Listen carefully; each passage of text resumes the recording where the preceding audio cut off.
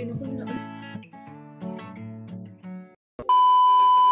Hi everyone! It's another day. Ang inyong kusinirang abat, Miss Jimmy.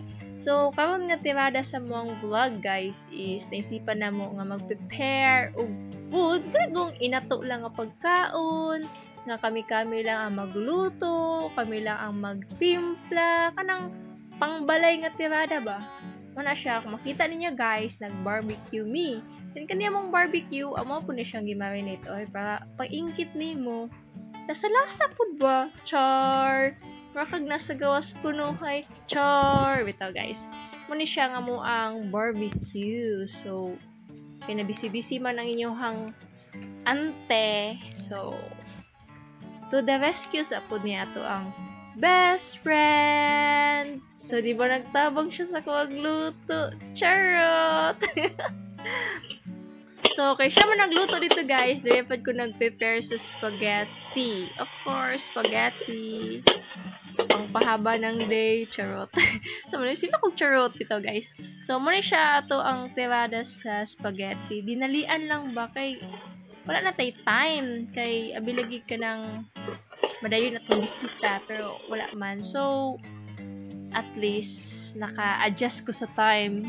Pero, mas hindi kitog na ba? Para natin kauban magkaon sa lusalo. Sige, sunod na lang. So, ang ako adayin ko ani, gamit aning sauce is duha rin siya kaklase. Kay wala man tong isa. Pero nindot to siya kay cheesy naman tong isa ka sauce. So, di na kay siya kailangan og pa cheesy effect.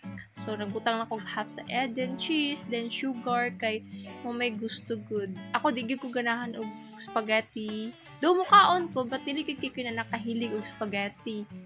Pero ganahan ko mo prepare. So, magpa-prepare ka? Ina lang ko, char. Ito guys, so muna siya. Pag guman ato guys, nagluto na pud ko og gamay nga shrimp. Para char-char pa nga na apoy laing putahe sa lamisa. So, muna siya guys. Ako na siyang labay-labay ba? Chik-achik at chik-atik. Tangan na to ng mga inato diya nga sahog kay wala man tay ka ng full tank nga pang sisuning din ha. So, ato na lang ang diskartehan sa akong pagpalasa ni. So, sugar lang with tirada na guys pa patamis-tamis, patangan na tag cheese para mo balance ang tamis ug parat ba.